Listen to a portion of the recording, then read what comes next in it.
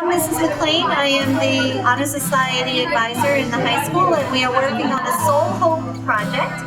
Soul Hope is an outreach organization that is trying to help people in Uganda who do not have shoes. They end up getting something called jiggers in their feet. It's a parasite, very, very painful, and it spreads infection and such. So it's a grassroots operation out of North Carolina, and we adopted this charity this year for our own outreach, I guess you could say. So the kids tonight are making what will become a pair of shoes for a toddler in Uganda, Africa.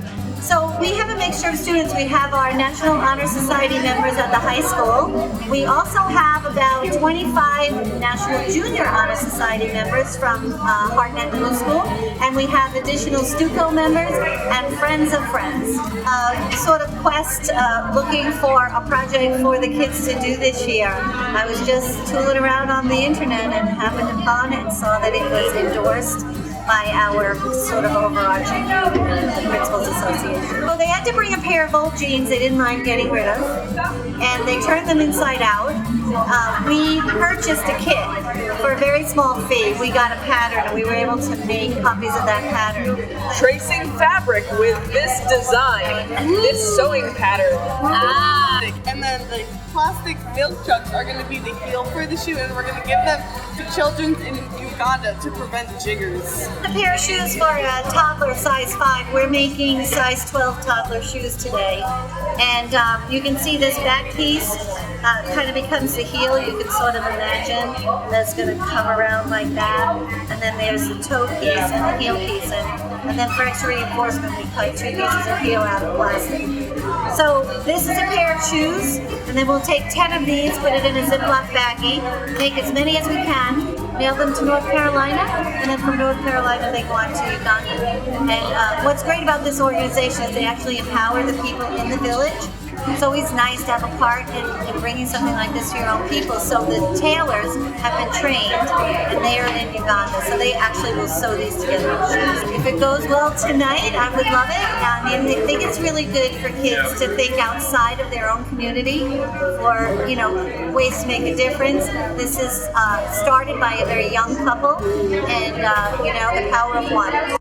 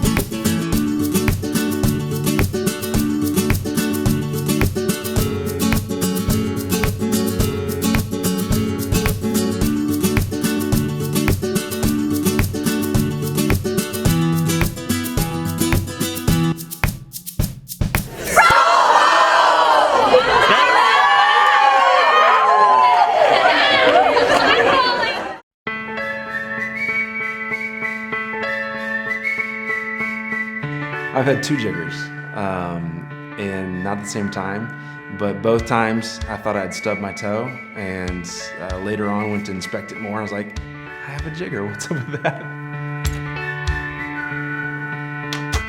If you have one, they're really not a big deal. They're painful. I've had one before and I can speak to it. They're painful, they itch, they make your foot feel like you've stubbed your toe really bad and you have a mosquito bite on top of it, and then just to remove it is really painful. You know, I've told several people because I kind of like to look at their reaction when I tell them, and most are like, sure, there's no way. No, Mzungus, which means a white person, Mzungus can't get jiggers.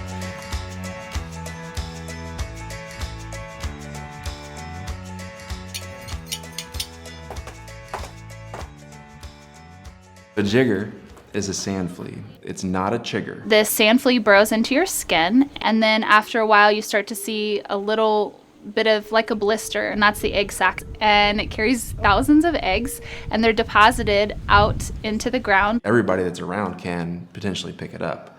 Where the problem lies is they don't just get them out right away. It's when they leave them and start to get 10, 20, 30. We've had up to a person with almost 2,000 jiggers in his whole body. And that's where it really starts to become a big problem with secondary things like gangrene and tetanus. Bloodborne pathogens like HIV are also a big concern. We talked to some doctors. It's medically called tongiasis, and there is a little bit known about the problem, but really not much. There's just a lot of misinformation around the problem of jiggers. A lot of people think it's witchcraft or a curse. They think that this child has jiggers because his father sinned in some way. Basically what we do on the ground here, it's a place where we bring kids with severe cases, people whom we cannot treat back in communities, like people who have worse cases and can take you more than a day to 2 days working on them. So we get them from the communities and we bring them on the ground. They will be on medicine. Sometimes it takes a month, sometimes it takes 2 months, depends how their cases are. Maybe it's because the child is an orphan, or for a disabled person, literally because they can't. Usually for an elderly person, they know that they have them, and when their eyes are so bad and they can't see, you know, they really need assistance. A big part of what we're doing is education, to tell them that it's just a parasite. It can affect anyone. And this is our current schoolroom or education room. This is where Matthew teaches every morning hygiene, myths about jiggers and how to prevent them, and then also just general subjects. Shoes are a very important piece of that because it's a tool that if we can tell children wear your shoes as often as you can, your feet will become much more healthy and you won't get as many jiggers, if any at all. Right now we have 3 shoemakers that work 6 days a week, and they work hard and they're cranking out shoes all the time. And every month we're giving out about 600 pairs of shoes between village clinics and outreach house and things like that.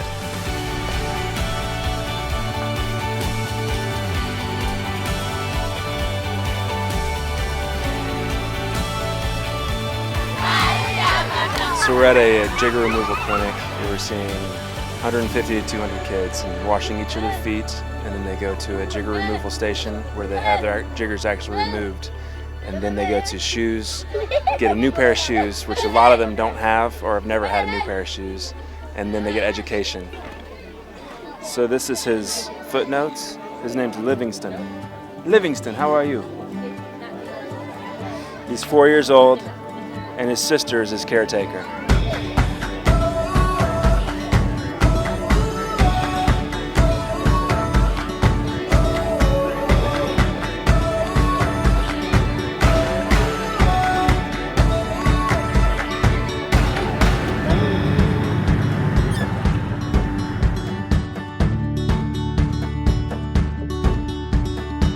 So whenever we bring back people who have been treated, we make sure that their houses are jigger free by spraying.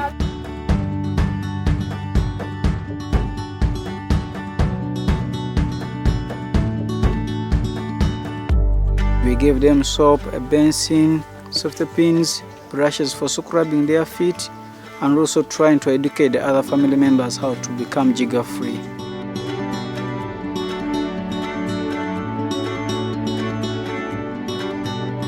We have so many success stories where we've sent families back, and now the aunties or the uncles or the mom or dad or grandparents are caring for these children, and they do stay jigger free.